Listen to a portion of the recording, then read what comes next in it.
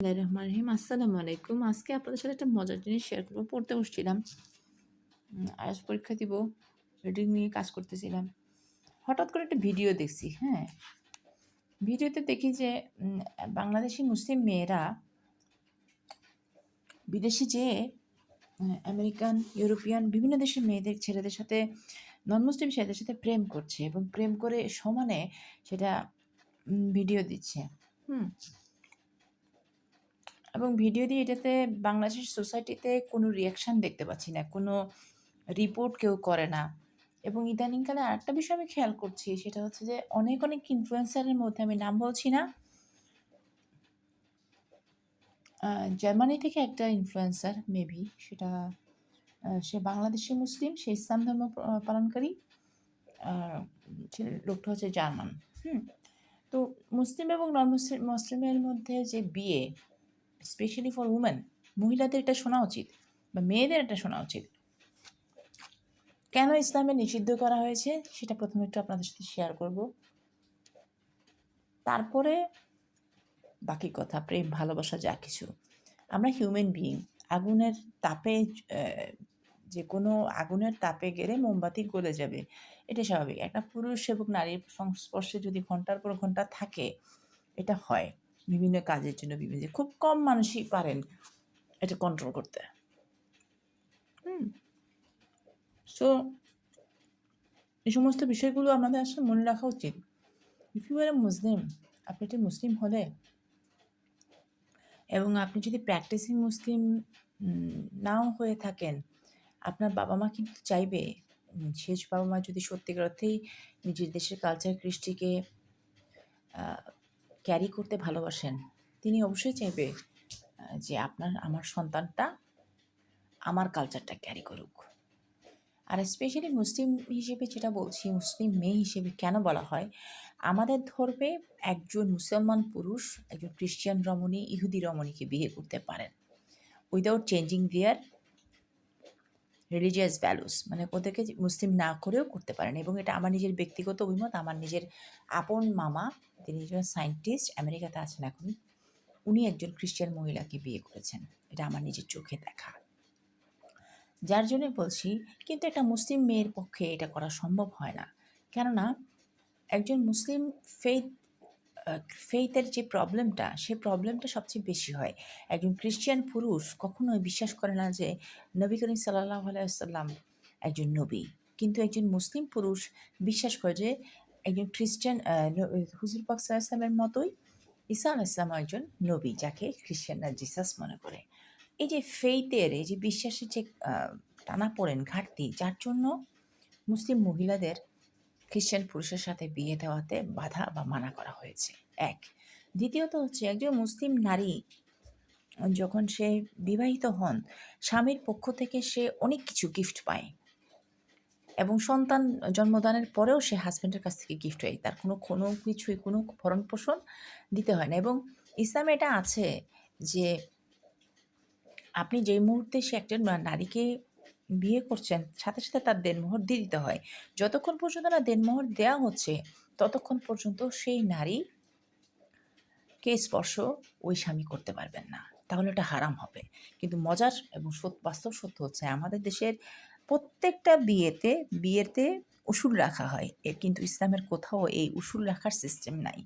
জানি না, ধর্ম সম্পর্কে, আমার নিজের রাইটস সম্পর্কে আমার জ্ঞান যতটুকু, সেটুকু দেখি আমি বলছি।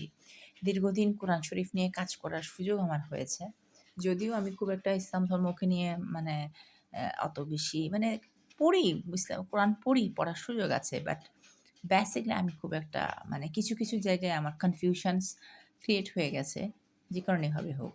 কিন্তু ইসলামের সেই জিনিসটা, যে জিনিসটা best part of for a Muslim women, যে আমাকে আমার হাজব্যান্ড বিয়ের দিন থেকে আমার সমস্ত ভরণ পোষণের দায়িত্ব তার। এমনকি যদি ডিভোর্সও হয়ে যায়, তারপরেও সে হাজব্যান্ড আমার সন্তানের ভরণ পোষণের দায়িত্ব নেবেন। কিন্তু খ্রিস্টান কালচারে সেটা নাই।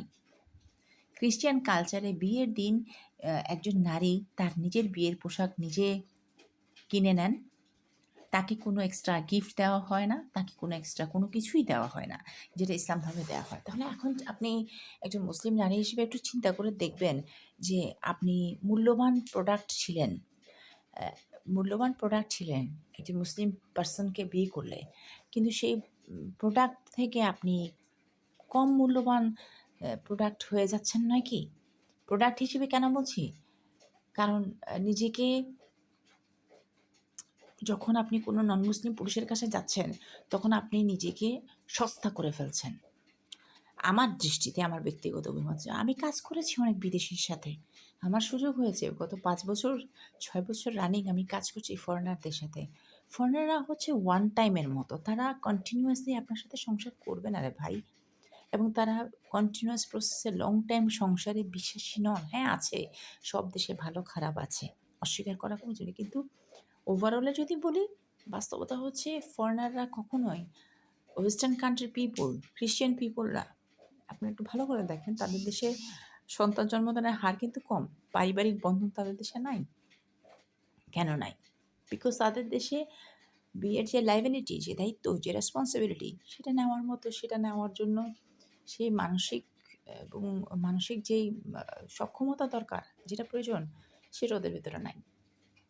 যার জন্য আমি নিজেও ক্রিশ্চিয়ান পার্সনের কাছ থেকে প্রপোজাল পেয়েছি, কিন্তু আমি নিজেও সেটাকে অ্যাভয়েড করেছি। আমি নিজে কিন্তু প্রপোজাল পেয়েছি, অস্বীকার করব না, কিন্তু আমি অ্যাভয়েড করেছি। কারণ আমি জানি যে আমি কতটা মূল্যবান। এবং যেদিন থেকে আমি এটা জানা শুরু করেছি, কোরআনকে জানতে শুরু করেছি, সেদিন থেকে আমি শুধুমাত্র একটা বিষয়ই প্রত্যেকটা মুসলিম মেয়েকে বলব, যারা কিনা এটা এখন ক্রিশ্চিয়ানদেরকে ফলো করছেন বা ক্রিশ্চিয়ানদেরকে ট্রেন্ডে বিয়ে করার জন্য উতলা, চীনা ক্রিশ্চিয়ান, হিন্দু, বৌদ্ধ, ক্রিশ্চিয়ান, যেই কমিউনিটিতে আপনারা মুসলিম মেয়েরা যাচ্ছেন, আমার একটাই রিকোয়েস্ট, আপনার পায়জামা যদি উলঙ্গ হতে ইচ্ছা হয়, একজন সহিভাবে হারাম সম্পর্কে নয়, হালাল সম্পর্কের মাধ্যমে উলঙ্গ হন, সমস্যা নাই। খুব বাজে একটা বিশ্রী ভাষায় বললাম।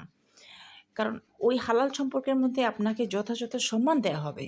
কিন্তু একটা হারাম সম্পর্ককে উম দেখিয়ে আসলে কী লাভ?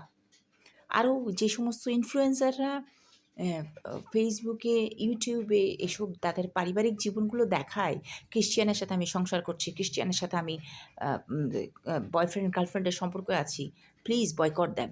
আমার একটা রিকোয়েস্ট, এই বয়কটটা যদি আপনারা না করেন, আগামী ৫-১০ বছর, ৫ বছর ১০ বছর পরে বাংলাদেশের কালচার নষ্ট হয়ে যাবে। এটা আমাদের কালচার না। অফকোর্স একটা মুসলমান কালচার এটা হইতে পারে না। আমার দৃষ্টিতে এটা সম্পূর্ণরূপেই অন্যায়। যারা অবৈধ সম্পর্ককে বৈধতা দিচ্ছেন এবং সবাই খুব খুশি মনে গ্রহণ করছেন, এটা একটু কট্টর হয়ে যায়। কিন্তু কট্টর হলেও কিছু করার নাই। তারা ভালো, মানুষ ভালো। কিন্তু তাদের সাথে ফেইথের কানেকশনে, ফেইথের দিক থেকে আমাদের সাথে আসলে তাদের মেলে না। দেখেন, আমি আইএলটিএস পড়তেছি, তাদের জ্ঞান অর্জন করতেছি, কিন্তু নিজের অস্তিত্ব বিক্রি করে নয়। নিজের অস্তিত্বকে টিকিয়ে রেখেই তাদের সাথে আমি কাজ করি। আশা করি অন্যান্য বাকি মুসলমান মেয়ে, ইয়াং জেনারেশনের পিপল, তারা আমার এই ভিডিওটা দেখবেন, বুঝবেন। আমি তাদের জ্ঞান অর্জন করি, তাদের কাছ থেকে জ্ঞানটা নেই, তাদের এআই সিস্টেমের কাজ নেই, কিন্তু তাদের কাছে আমি আমার অস্তিত্ব বিক্রি করে দিইনি। নিজের অস্তিত্ব টিকিয়ে রাখার দায়িত্ব আপনার নিজেরই। ভালো থাকবেন।